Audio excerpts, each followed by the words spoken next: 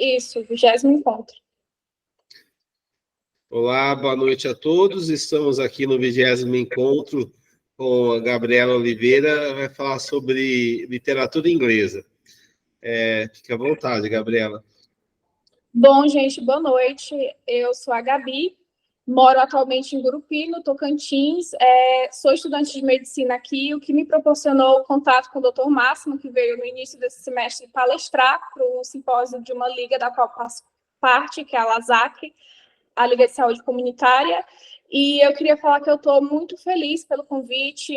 Falar de literatura é algo que me engrandece como pessoa, engrandece, acho que, o caráter de qualquer um. E, bom, eu selecionei alguns temas da literatura inglesa do século XIX, que talvez para quem conhece um pouco, sabe que são clichês, e se me conhecesse, iam achar mais ainda que é um clichê da minha parte, mas, assim, são obras de uma riqueza vastíssima, são obras muito famosas, de uma repercussão imensa, que, assim, são clichês que já são tão bem repercutidas que eu já acho que vale toda essa estima que tem em cima. Então, eu selecionei 3 temas, que o primeiro foi a vida da Jane Austen, que é uma das principais romancistas do século XIX. Também escolhi abordar a principal obra dela, que é O Legado de Orgulho e Preconceito. A obra é Orgulho e Preconceito, e eu resolvi trazer um pouco mais de como essa obra impactou os rumos da literatura, e ainda mais a literatura de autoria feminina nessa época. E esse terceiro tema, eu confesso que eu me empolguei um pouco, porque também é um tema muito denso. Eu escolhi falar um pouco da riqueza intelectual de Jane Eyre, que é uma obra da Charlotte Brontë. Bom, indo aqui para a sequência, eu queria introduzir, talvez alguns não conheçam, mas atualmente a Jane Eyre, ela meio que tem se popularizado, né, na mídia, no cinema. Ela meio que transcendeu um pouco dessa imagem que ela tinha de romancista do século XIX, de literatura mais antiga, para um ícone da cultura popular, basicamente. E isso vai muito na contramão, né? Toda essa transcendência, que eu imagino que se deva muito ao fato das suas obras estarem ali sendo adaptadas para o cinema. A obra de Orgulho e Preconceito é um filme que é muito bem adaptado, particularmente falando. Também, recentemente, a gente teve a adaptação de Emma e de Razão e Sensibilidade, então acho que isso tudo está corroborando para amplificar um pouco esse lado dela, né? Ela foi uma escritora que nasceu em 1775, em Steventon, no Reino Unido, e faleceu em 1817, o que é uma vida ali curta, a priori, se a gente for imaginar, mas assim que nem tanto se você for levar em consideração o contexto no qual ela está inserido, né? Ela veio de uma família, se a gente for fazer um anacronismo do século XIX para cá, pode-se dizer que uma família de classe média, né? Ela teve um seio familiar muito grande. Ela era filha de um pároco, ou seja, se a gente for fazer uma analogia, como se fosse uma espécie de reitor de uma paróquia. E esse senhor, ele tinha ali alguns arrendados, eles pertenciam a meio que uma classe média ali. Tinha um certo conforto para garantir sua sobrevivência, mas assim, sem muitas pretensões financeiras, sem muitas posses. Ela tinha 8 irmãos e uma irmã só, que era a Cassandra Austen. Alguém quer falar alguma coisa? Eu ouvi algo, acho que é a chuva aqui que está chovendo, desculpa, gente.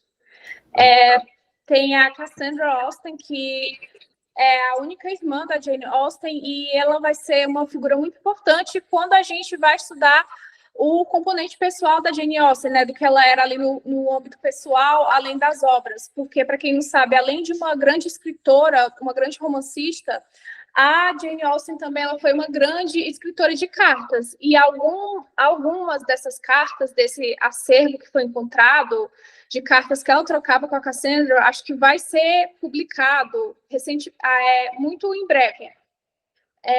Ela oficialmente publicou 6 obras, 2 ela publicou póstumamente. A primeira obra a ser publicada foi Razão e Sensibilidade, e acho que é um traço assim, muito, muito universal da escrita, da dicção da Austen, da semântica dela, abordar muito o contexto social, especialmente no qual essas figuras femininas estavam inseridas, especialmente um contexto social no qual ali a educação formal feminina era muito limitada, né? A própria Jane Austen, ela frequentou a escola por pouco mais ali de 2 anos, e todo esse resto da educação, da formação intelectual dela, foi a partir da autonomia mesmo, sendo autodidata na educação familiar.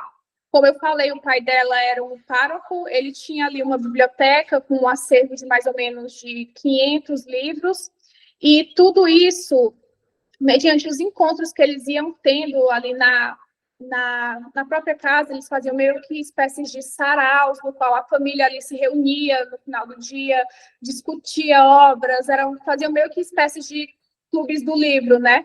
E isso tudo fez com que a Jane Austen entrasse em contato com os principais poetas, com os principais ensaístas e romancistas daquela época. Bom, como eu já falei, o primeiro romance a ser publicado oficialmente foi Razão e Sensibilidade, mas ali no final de 1780, ela já tinha muitos escritos nos quais ela reunia ali numa espécie de juvenília, inclusive o escrito do que viria a ser, né, a obra hoje Orgulho e Preconceito, que naquela época sequer era chamada assim, era chamada de First Impressions, primeiras impressões. E como? Não. É uma alusão que poucas pessoas conhecem, né? Você Exatamente. Colocou muito bem. Exatamente. E a gente pode abordar também como um traço muito, muito forte na Austen, circunscrever muito autobiograficamente o que ela era e espelhar aquilo nas personagens dela, né? Como eu já falei, ela era uma jovem de classe média, uma jovem ali que tinha traços de personalidade fortes, muito além do tempo do qual ela pertencia, né?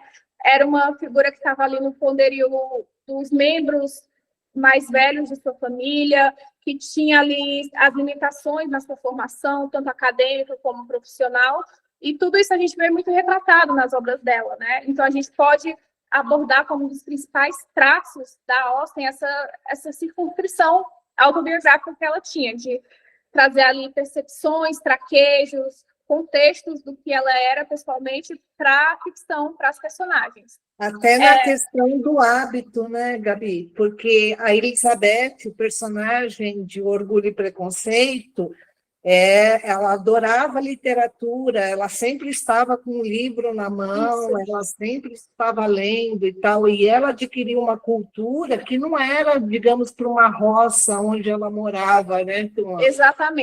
Exatamente. E pegando ali, entrando nessa perspectiva do que a Sofia falou, ela cresceu em um vilarejo, né, em Alton, que atualmente é a Casa Museu Austen, ou seja, qualquer visitante, qualquer fã, qualquer admirador pode estar visitando essa casa onde a Jane Austen cresceu. Inclusive, eles mantêm até alguns escritos, né, da própria Jane Austen, alguns resquícios de carta, que vão estar lá expostos. E um fato que é um pouco assim, a gente sabe que é meio lastimável, né, que como qualquer mulher naquela época, ela sofreu uma sucessão de não, uma sucessão de rejeições dos seus exemplares, né? E acho que eu posso colocar entre muitas e muitas aspas que talvez a Jane Austen ela até foi de certa forma privilegiada nesse aspecto. Acho que todas as produções que a gente tem conhecimento de origem do século XIX, elas foram assim extremamente turvadas, extremamente mascaradas, né? E no caso da Jane Austen, ela sequer tinha o direito de meio que ir atrás da obra dela e publicar toda essa, como que eu posso falar, toda essa comoção para essa movimentação para que tudo isso fosse publicado, estava meio ali que nos trâmites dos membros masculinos da família dela, né? E ela ainda teve como fator assim, de sorte um dos editores que se propôs a ler a produção dela, uma produção feminina que muitos ali subestimavam, ignoravam, e foi a partir desse contato, né, que ele percebeu que ela tinha um certo potencial e se propôs a publicar os escritos dela. Lógico que ainda tinha como fator tá ali mascarando, né, a autoria, colocando a autoria dela de modo que isso não identificasse ali o gênero através das iniciais e só do sobrenome. Bom, e ela foi a partir daí que ela teve a sua autoria mais consagrada mesmo, em cerca ali de 1920, né? É um pouco triste de falar, mas ela não colheu tantos frutos assim imediatamente a partir das publicações dela. Ela teve algum conhecimento notório, teve, eu acho que as duas exceções assim que tiveram alguma leve repercussão nesse tempo foi a Jane Austen e a Mary Shelley, que para quem não sabe é a autora de Frankenstein. Acho que foram as duas assim que dentro do seu período ainda colheram essas repercussões, ainda viram ali o trabalho delas ganhar uma certa notoriedade, né? Que ainda foi pouca, mas que a partir do final de 50, 60, teve um crescimento quase que exponencial. E, enfim, acho que o que eu tinha... Era uma época, né? Era uma época não feminina, né? Exato. Então não existia. Tanto é que dentro dessa mesma época, o autor George Eliot, que na verdade era a Mary Ann Evans, também da parte da literatura inglesa, ela teve que percorrer todas as obras com o nome de um homem, George Eliot, porque mulher não tinha essa representatividade, eles não aceitavam, né? A gente está falando de uma época vitoriana, né? Então o sofrimento, né? O sofrimento feminino na parte da escrita, não existia literatura feminina, só masculina. Exatamente. A Sofia pôde complementar, acho que da melhor forma, assim, realmente não era um espaço para a mulher. Acho que eu posso era muito feio, na verdade, era muito feio. Mulher tinha que ficar em casa, cuidando dos filhos, não escrevendo. Sim. Escrita, jornal, reportagens, qualquer coisa, era para homem, era um público masculino fechado, e isso era deselegante uma mulher. Era quase um desaforo, né, social, uma mulher se prestar a algo isso, né? A gente está falando de uma época de clubes masculinos fechados, onde uma mulher jamais poria os pés. Então, onde elas sequer tinham acesso à educação formal, gente. Era simplesmente esse o nível. Então, na verdade, esse sucesso que a gente tem que bater palmas mesmo, porque Jane Austen, Mary Shelley, as irmãs Brontë, elas tiveram uma educação parça, mas e mesmo assim... Sofia, tem bastante conteúdo, vamos deixar as perguntas mais para o final, talvez não dê tempo da Gabriela terminar. Desculpa, viu? Sofia, daqui a pouco a gente volta a falar um pouquinho mais, tudo bem? Bom, esse foi o apanhado geral que eu tinha para falar sobre a Jane Austen em si, e agora eu vou abordar na sequência a principal obra dela, que é Orgulho e Preconceito, e falar um pouco, assim, de forma superficial mesmo, porque é uma obra densa, então o que eu vou falar aqui nada mais é do que superficial, se você for analisar a profundidade dessa obra e o impacto que ela teve. Então, eu vou abordar um pouco aqui da obra Orgulho e Preconceito, né, que aborda a jovem Elizabeth Bennet, e a gente contextualiza essa jovem através da figura paterna dela, né, que é o Mr. Bennet, que é ali um pequeno proprietário, também da classe média, tinha ali algumas terras arrendadas, tinha alguns criados, mas nada muito ultrajante ali dentro desse contexto social de uma classe média. Ele tinha 5 filhas, né? E, enfim, ele era ali, mostra ali um domínio da figura patriarcal mesmo, mas nesse caso até que num bom sentido, do Mr. Bennet com as filhas, né? A gente aborda aqui muito a questão da classe econômica, mas esse era basicamente o único tipo de status, a sua única serventia social daquela época, né? E o livro vai rodar muito, especialmente essa obra vai circundar muito dentro disso, da hierarquia social, de estipulações mesmo numéricas, da renda anual das famílias, que inclusive a do Mr. Bennet era ali em torno de 2.000 libras anuais, e da sociedade patriarcal, né? Tão patriarcal que no livro meio que se inicia de uma forma que as meninas não teriam, né, acesso como herança sequer da própria casa, porque aquilo tudo seria passado para o homem mais próximo, né, do Mr. Bennet, que era um sobrinho distante dele, e toda essa narrativa vai ser impulsionada ali pela figura da mãe da Elizabeth, que é a Miss Bennet, né, que ela vai meio que interpretar a narrativa ali, começa a se alcear a partir da visita, né, de 2 jovens ao vilarejo, e a mãe da Elizabeth ela começa a interpretar aquela visita como estipulando o valor monetário, estipulando como se fosse um passaporte mesmo para alcear a família dela socialmente, para encaminhar o futuro das filhas, uma vez que elas não tinham acesso à educação, não tinham acesso a mercado de trabalho. Então, realmente, o único meio de sobrevivência para uma mulher naquela época era um bom casamento. E a obra vai traçar uma crítica, vai traçar comentários sarcásticos, mas um sarcasmo assim muito elegante, muito leve em torno disso. O livro já tem uma frase que talvez a Sofia leu, mas é uma frase assim que é bem famosa, que abre o livro, que é verdade universalmente reconhecida que um homem solteiro muito rico precisa de uma esposa. Ou seja, ela já abre fazendo essa crítica, né? Esse sarcasmo. A gente nota que a produção da Jane Austen, na minha percepção, é uma produção que tem um valor sintático pelo vocabulário, muito bem elaborado, muito bem dito, mas também pela semântica. Eu acho que a semântica dela, ela tem uma dicção muito subjetiva, né? Muito poética.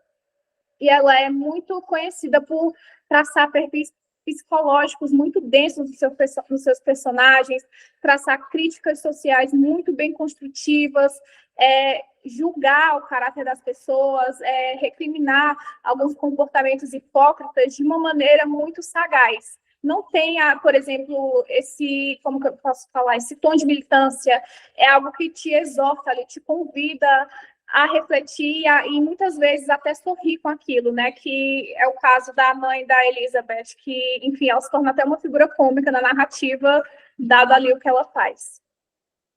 E toda essa riqueza, em parte, talvez a Sofia concorde comigo, eu acho que não é bem interpretada, né? Até por conta dessa massificação que está tendo em torno ali das obras dela, porque a Jane Austen ela vem ganhando, assim, por alguns, um título ali de autora de romance de menininha, historinha de amor para a mulher, sendo que a obra tem uma riqueza que vai tão além disso, que assim, só quem tem o contato, só quem se propôs essa experiência vai realmente aproveitar tudo que ela tem para oferecer, né? Na verdade, o romance em si, ele não tem essa percepção de amor romântico ali, pelo menos no princípio, né? É tudo meio que pautado ali na repulsa que a Elizabeth vai ter dos costumes daquela época, dos costumes do vilarejo, da crítica que ela faz às posturas da mãe, né? Forçando ali as filhas a um bom casamento, e a toda essa protocolização de encontrar o parceiro ideal, de encontrar o parceiro com um número X ali de propriedades, com um número Y em libras em renda anual, tudo dentro dessa esfera social. E ali eu escolhi abordar essa narrativa de um modo assim bem contextualizado mesmo, um tom de prólogo, para não comprometer a experiência de quem, porventura, não tenha lido essas obras, porque eu acho que é uma experiência à parte e eu não quero soltar nenhum spoiler, não quero comprometer a experiência que vocês vão ter. Mas, basicamente, o início da narrativa ali, da tensão desse amor, se dá pelo embate entre a Elizabeth, que é a protagonista, e o Mr. Darcy, que é um desses rapazes que chegou no vilarejo, né? O Mr. Darcy, ele era um jovem muito abastado, ele pertencia ali no contexto da Inglaterra vitoriana ao que a gente pode chamar da gentry, né? Que era essa pequena aristocracia. Então, toda essa densidade de compreensão social, de traços psicológicos dos personagens, vai se concentrar aí, né? Especialmente nesse sentimento de aversão que um sentia pelo outro, né? O Mr. Darcy ali veio de uma família muito abastada, de um poder aquisitivo que é quase que incomensurável, né? Ele tinha uma incumbência moral, de costumes, de traquejo social, que para aquela época era muito exclusiva, e ele julgava ali aquele vilarejo, aquelas pessoas, assim, de certa forma, inferiores a ele. E, em contrapartida, a Elizabeth, ela era uma jovem que não tinha lá muitas pretensões financeiras, não tinha muita perspectiva econômica de vida, mas que se julgava ali uma excelente leitora de caráter, né?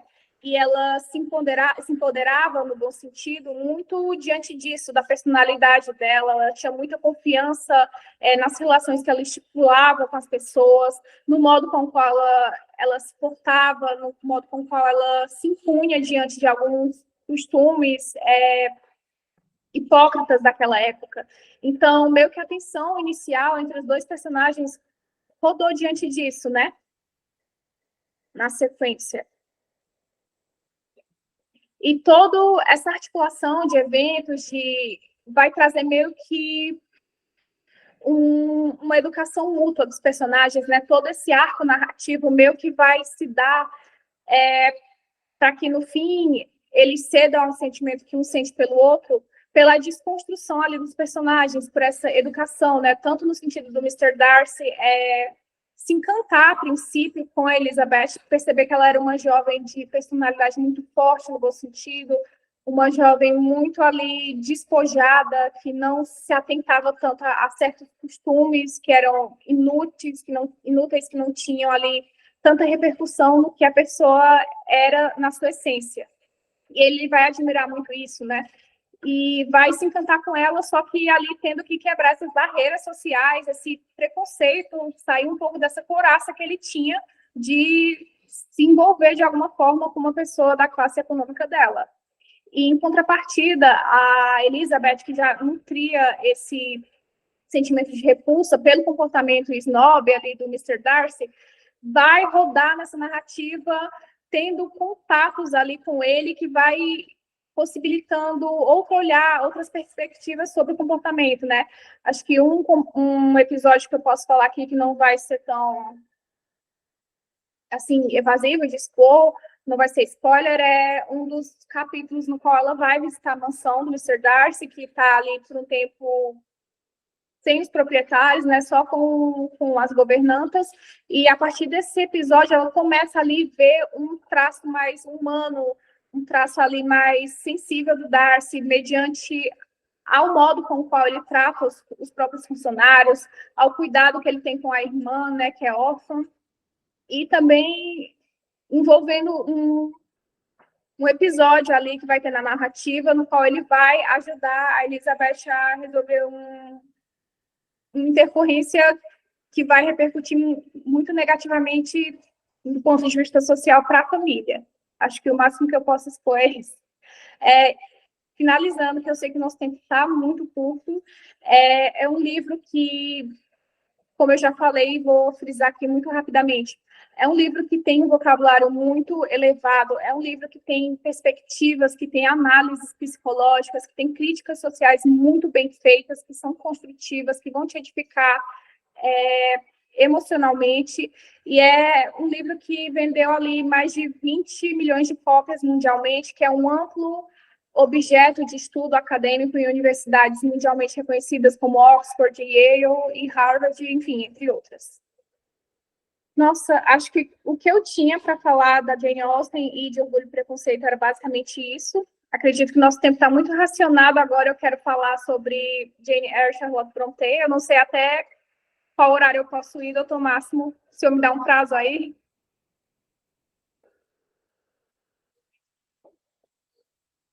Gente. Máximo, ela está perguntando para você, Máximo. Desculpa, estava no mudo aqui. Pode passar mais 5 ou 10 minutinhos. 10 minutinhos, né? 10 minutinhos, é. Tá. Vou ser aqui o mais breve que eu puder, gente. Então, o terceiro tema, eu vou fazer um apanhado muito geral, que é sobre a riqueza intelectual de Jane Eyre de Charlotte Brontë. É um dos principais romances, né, de todos os tempos. Foi publicado ali em 1847. Coincidentemente, foi o ano de publicação de outra grande obra de uma das irmãs Brontë, né, que foi da Emily, que é O Morro dos Ventos Levantes, que basicamente vai trazer para a gente um contexto ali social da Inglaterra vitoriana nas irmãs Brontë, né? Eu vou expor aqui a vida pessoal delas muito rapidamente para vocês terem noção da carga emocional que elas imprimem nas obras dela, né? São, ao total, 6 irmãos Brontë. Eles também eram pertencentes ao que a gente pode falar de classe média. O pai deles era um reverendo, então eles tinham essas incumbências religiosas, essas incumbências morais muito bem compactadas, muito bem sedimentadas na educação deles, né? Contudo, é uma história que foi marcada por grandes tragédias, né? As irmãs Brontë, especialmente a Emily, a Charlotte, a Anne, elas são as principais escritoras e elas perderam a mãe ali muito jovem, porque provavelmente foi um câncer, né? Naquela época não se sabia com tanta exatidão. Perderam outras 2 irmãs na infância. Elas tinham um único irmão, homem, que era o Brandon Brontë, que era uma espécie de boêmio, né? Se a gente for fazer essa analogia, que uma de suas aventuras acabou pegando ali tuberculose, passou para Anne e para Emily. Elas morreram também em um espaço ali de 2 anos, e basicamente só sobrou a Charlotte e o pai dela. A Charlotte conseguiu casar em um curto espaço de tempo depois, engravidou e infelizmente acabou morrendo no parto junto com seu bebê, e basicamente de Brontë só sobrou o pai dela com 84 anos, que era uma estimativa de vida bem que ultrajante para aquela época, né? Então, todo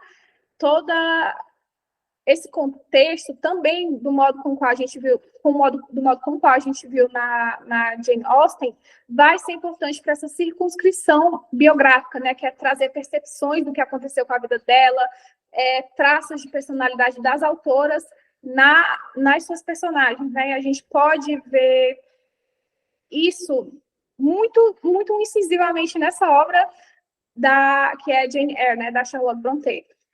Só para passar mesmo esse tópico, como toda e qualquer outra autora, ela teve sua identidade de publicação muito velada no início, né? E falando mais especificamente de Jane Eyre, o que eu vou tentar falar aqui é que foi o que a gente pode chamar de romance de formação, né? Foi um subgênero textual que se originou na Alemanha, que é basicamente abordar a vida ali de um personagem na sua infância, na sua juventude, e traçar a evolução, traçar sobre como acontecimentos da vida afetam esse personagem, de modo que ele vai ali evoluindo e tomando resiliência do que acontece com ele. É basicamente isso.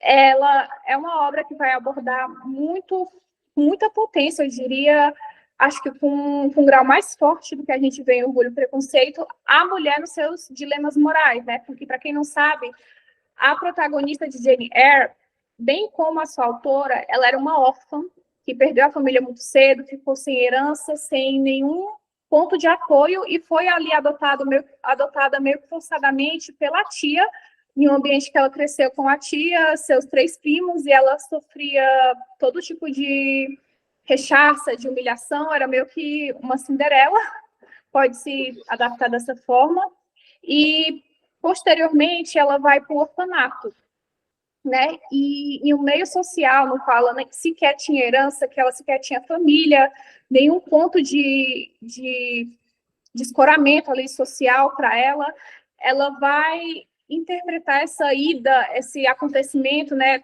triste em parte, que é de ir para um reformatório, para uma espécie ali de orfanato, para fazer com que aquilo futuramente fosse o seu meio de sobrevivência.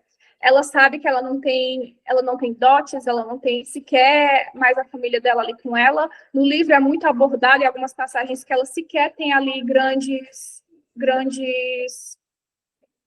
como que eu posso falar? Grandes atributos, né? A sua imagem, a sua aparência. Ela era uma jovem que era muito mediana em padrões estéticos, e isso fez com que a condição dela ali fosse ainda mais brutalizada dentro da narrativa. E a partir de todo esse arco temático que a gente vai ver, vai basicamente se tratar no padrão ético, no padrão moral, no padrão de hierarquia social, porque ela entrou nesse orfanato com um modo de sobrevivência, e meio que o ponto ali de inflexão da vida dela seria se formar como uma espécie de professora, de tutora, e ir para a casa de alguma família abastada para orientar filhos, né? Então, muito se trata de tudo isso, de como tudo isso que aconteceu com ela iria refletir de algum modo no que ela queria ser como mulher e de tudo que ela iria enfrentar ao ultrajar socialmente para simplesmente ter a sua estabilidade, ainda que mínima possível. E, em suma, eu posso falar que é um romance ali que tem um tom muito realista. Eu posso dizer até que algumas passagens assim tem um teor pessimista, um teor gótico. Tem uma passagem no livro, um capítulo, que ela vai bem para o norte da Inglaterra e ela vai trabalhar na mansão do Sr. Rochester, né? E muito dessa caracterização a gente consegue traçar paralelos com a obra de O Morro dos Ventos Uivantes, que é da irmã da Charlotte. Todos esses traços góticos ali, da natureza, da casa, da arquitetura, isso é muito pitável nessa obra, né? E basicamente é uma obra que te engrandece muito moralmente como mulher, acho que traz a mulher no sentido mais empoderado dela possível, no bom sentido, e é uma obra que vendeu mais ali de 10 milhões de exemplares até agora. Enfim, é objeto de estudo muito estimado nas grandes universidades. Enfim, acho que eu estou dentro do nosso tempo. Eu tenho aqui o meu livro, eu trouxe ele. Eu estava até fazendo o apanhado do que eu iria trazer anteontem. Enfim, é o que eu tenho aqui. Eu amo essa edição, inclusive, da Princípios. E o que eu posso falar é isso, gente. Eu espero que tudo isso que eu falei, eu peço perdão se foi muito rápido ou muito enxuto, mas eu espero que tudo isso abra novas perspectivas a lerem toda a grandeza moral que essas mulheres imprimiram com acontecimentos das suas vidas nas suas obras. Fica aqui o meu muito obrigada por vocês terem me ouvido. Parabéns, excelente, viu, Gabi? Muito bom. Parabéns, Gabi. Você Parabéns. gostou, Sofia? Nossa, babei aqui. A gente está com o Você sabe horário que não deu para falar nem um pouquinho assim do que eu deveria, né? É muito, muito complexa a obra. Excelente, mas abordou muito bem, muito bonita a apresentação, muito detalhada, obrigada. Todo esse contexto, muito rica. Parabéns. Muito obrigada, doutor. A gente vai abrir para perguntas depois da Yara, para não adiantar muito o horário. Tá, Yara, está preparada? Eu vou encerrar aqui a apresentação e a gravação e a gente abre de novo, tá? Só um minutinho. Tudo bem.